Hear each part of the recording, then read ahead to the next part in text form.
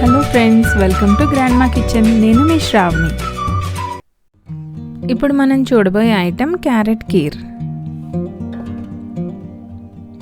కావలసిన పదార్థాలు: క్యారెట్ తురుము 1.5 కప్పు, పాలు 4.25 కప్పులు, పాలపొడి 1/2 కప్పు, పంచదార 1/2 కప్పు నుండి 1/2 కప్పు, నెయ్యి 3 టేబుల్ స్పూన్లు, జీడిపప్పు 2 టేబుల్ స్పూన్లు, కిస్మిస్ 2 టేబుల్ స్పూన్లు, పిస్తా కొద్దిగా,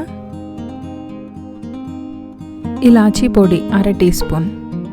ముందుగా ఒక ఫ్రై పాన్ పెట్టుకుని అందులో 1 స్పూన్ నెయ్యిని వేసుకోవాలి. నెయ్యి వేడైన తర్వాత 1/4 కప్పు పాలను పోసుకోవాలి.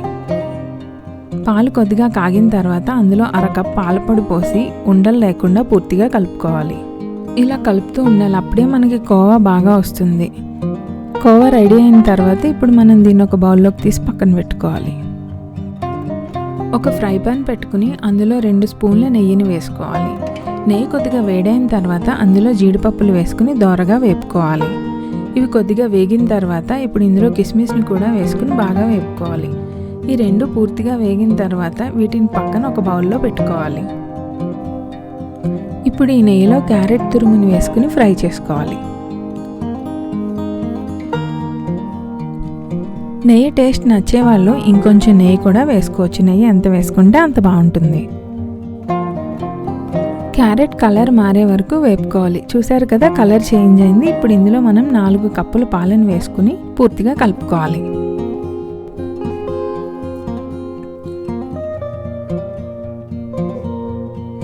ఇప్పుడు మనం స్టవ్ని హై ఫ్లేమ్లో పెట్టి ఇలా తిప్పుతూ కలుపుకోవాలి. అడుగంటకుండా ఉంటాయి. ఇలా మరుగుతున్నప్పుడు ముందుగా మనం చేసి పక్కన పెట్టుకున్న కోవాని ఇందులో వేసుకుని తిప్పుకోవాలి. ఇప్పుడు దీన్ని ఒక 5 నిమిషాల పాటు మరగనివ్వాలి. మరిగిన తర్వాత ఇందులో పంచదారని వేసుకోవాలి.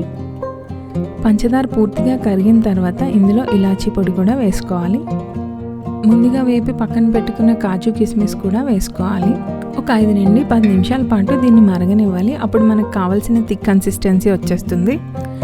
పాల నుండి ఇలా కోవా సెపరేట్ అవుతుంది అంటే ఇది అయిపోయిందని అర్థం. ఇప్పుడు మనం స్టవ్ ఆఫ్ చేసి సర్వింగ్ బౌల్లోకి తీసుకోవచ్చు. దీనిని కూల్గా సర్వ్ చేసుకుంటే చాలా బాగుంటుంది. మీరు కూడా ట్రై చేసి ఎలా వచ్చిందో నాకు కామెంట్ సెక్షన్లో తెలియచేయండి. ఎంతో రుచికరమైన క్యారెట్ కీర్ రెడీ.